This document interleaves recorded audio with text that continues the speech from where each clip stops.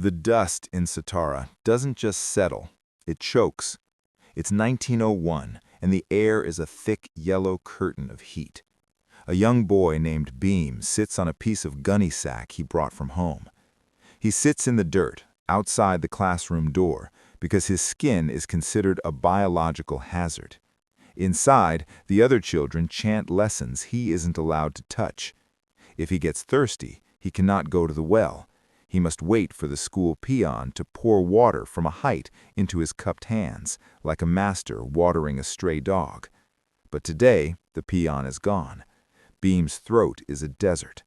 He watches the water pitcher just feet away, but he knows if he touches it, a riot might start.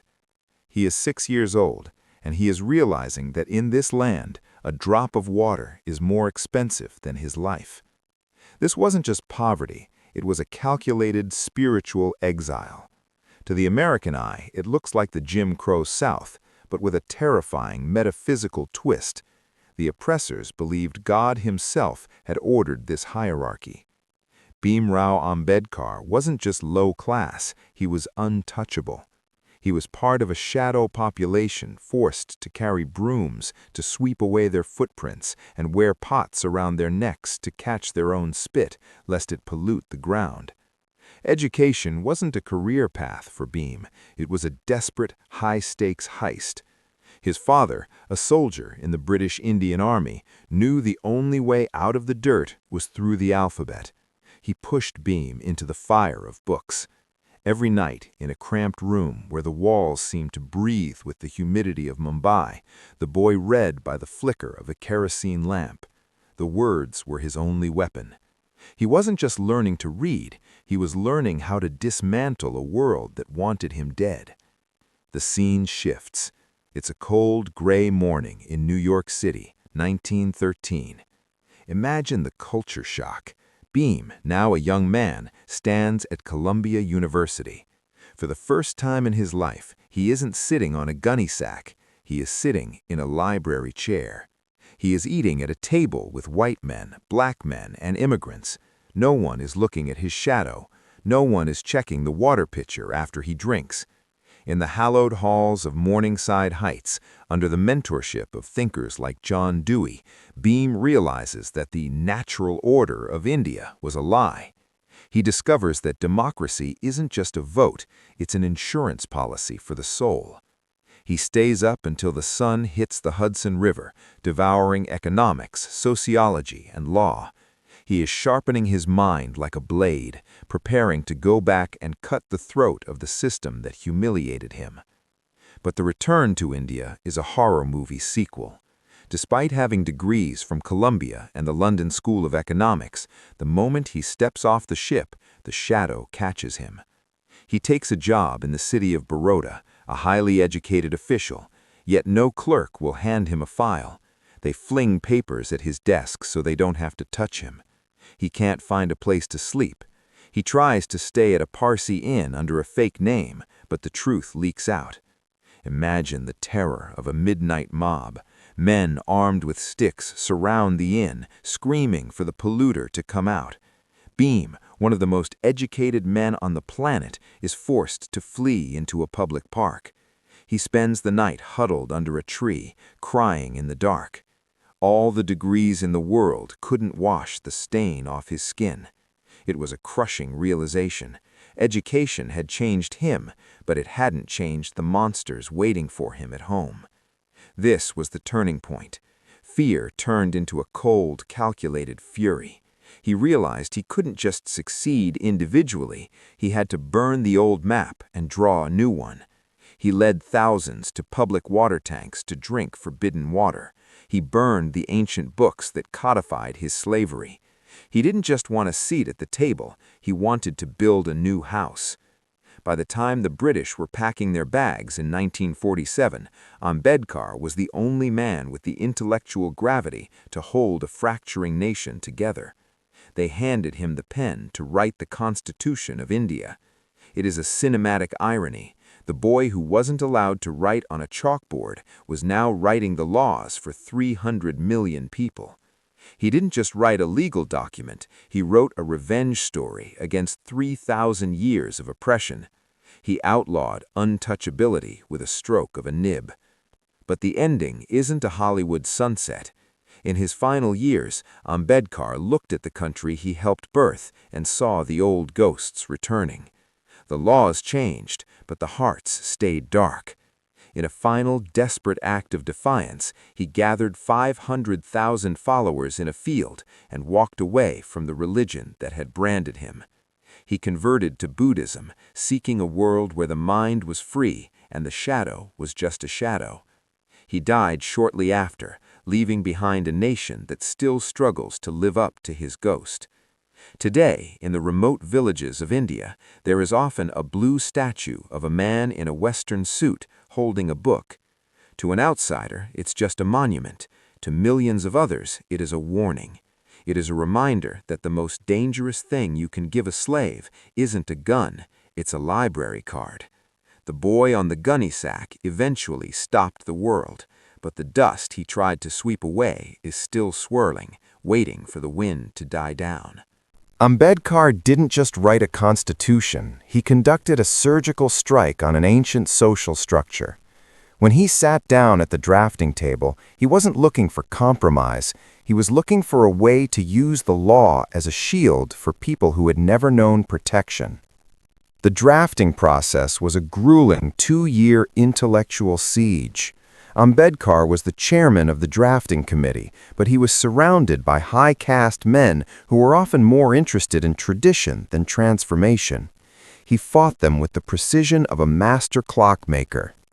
One of his most radical moves was Article 17. It didn't just discourage discrimination, it abolished untouchability entirely and made its practice a literal crime. In the American context, this would be like the U.S. Constitution specifically naming and criminalizing segregation in 1787. He was attempting to delete a 1,000-year-old software bug from the Indian consciousness using nothing but ink. The War of the Words. The drafting process was a grueling 2-year intellectual siege.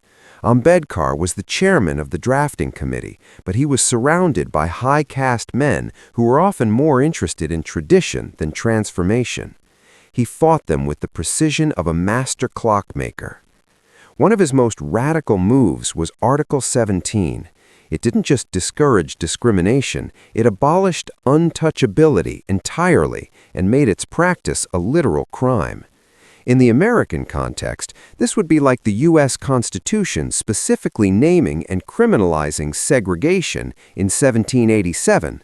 He was attempting to delete a 1,000-year-old software bug from the Indian consciousness using nothing but ink. The battle for women's rights.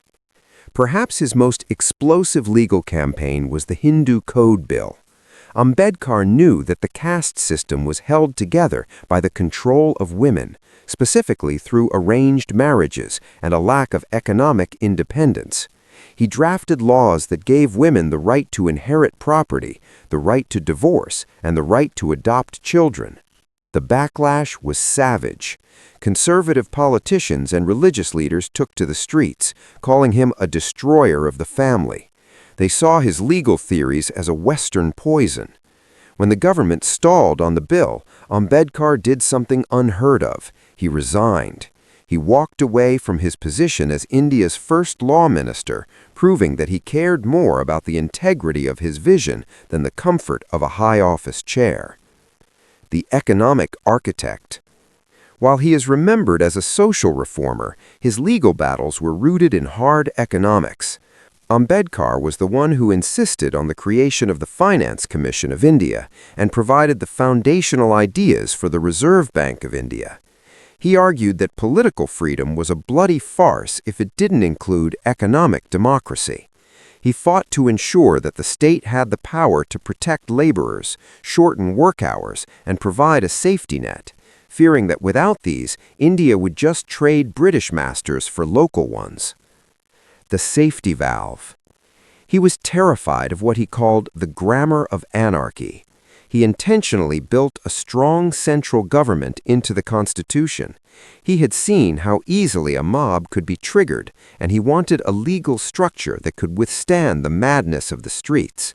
He created a system of reserved seats, a form of affirmative action that guaranteed the oppressed would have a voice in Parliament. He knew that if the marginalized were not given a legal path to power, they would eventually find a violent one. He ended his work with a haunting warning to the Assembly. He told them that on January 26, 1950, India would enter a life of contradictions. They would have one man, one vote in politics, but in their social and economic lives, they would have one man, no value. He warned that if these contradictions weren't resolved, the people who suffered would eventually blow up the very structure of democracy he had spent his life building. To understand the clash between Gandhi and Ambedkar, you have to imagine two men trying to save a drowning person from opposite sides of a river, each convinced the other is actually pushing the victim back under. This wasn't a polite academic debate. It was a high-stakes ideological bloodbath that nearly tore the Indian independence movement apart. The standoff in the London fog. In 1931, they met in London at a round-table conference to decide India's future. Ambedkar arrived as a world-class lawyer, demanding separate electorates. He wanted the untouchables to be treated like a separate political minority, much like Muslims or Sikhs. He wanted them to have their own elections, where only they could vote for their own leaders. To Ambedkar, the untouchable was not a Hindu. They were a separate, oppressed people who needed a political fortress to survive. He didn't trust the Hindu majority to ever vote for someone who would actually fight for Dalit rights. He called the village a sink of localism and a den of ignorance. The fast unto death. Gandhi was horrified. To him, the untouchables were the children of God. He called them Harijan. He believed the caste system was a beautiful, ancient machine that had simply become rusted and needed cleaning. In the untouchables were given their own separate elections, Gandhi feared they would be permanently severed from the Hindu family. He saw it as a British divide-and-rule tactic to weaken India. When the British granted Ambedkar's request in 1932, Gandhi didn't write a protest letter. He went to prison and stopped eating. He declared a fast unto death. The world watched as the most famous man on earth began to wither away in a prison cell.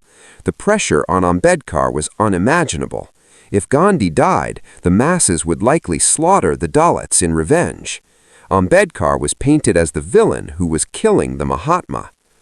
The Pune Pact, a bitter compromise. Under the shadow of Gandhi's impending death, Ambedkar went to the Yerwada Central Jail. He sat by Gandhi's bedside. It was a scene of pure tension. Ambedkar eventually folded, signing the Pune Pact.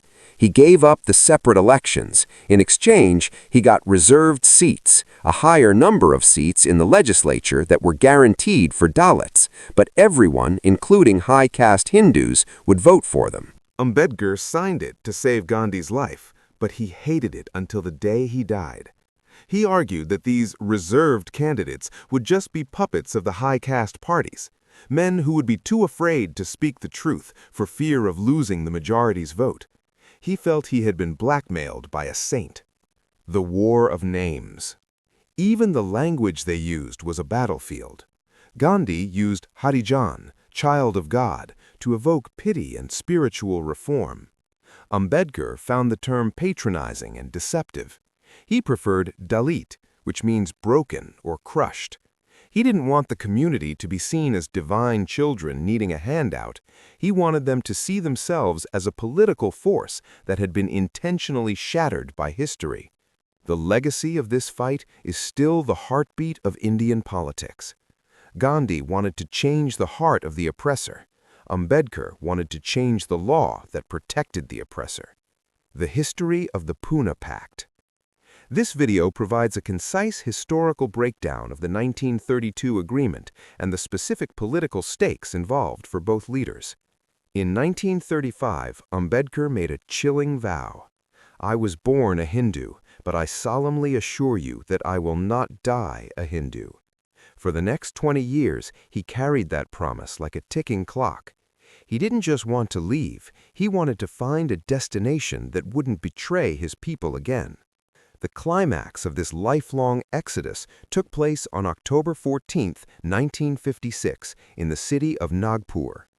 Imagine a massive open field, now called Dikshabhumi, overflowing with nearly 500,000 people.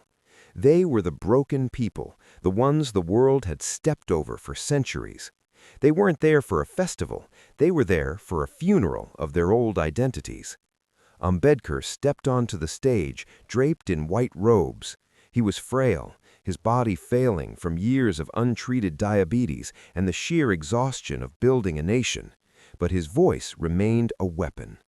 To him, converting wasn't just a change of prayer, it was a total severance of the umbilical cord of caste. The 22 Vows, a declaration of independence. In a cinematic moment of defiance, Ambedkar did something no convert had ever done.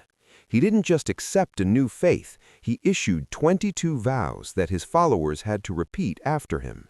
These weren't soft spiritual platitudes, they were a scorched earth policy against the past. I shall have no faith in Brahma, Vishnu, and Mahesh, nor shall I worship them. I shall not allow any ceremonies to be performed by Brahmins. I renounce Hinduism, which is harmful to humanity, and adopt Buddhism.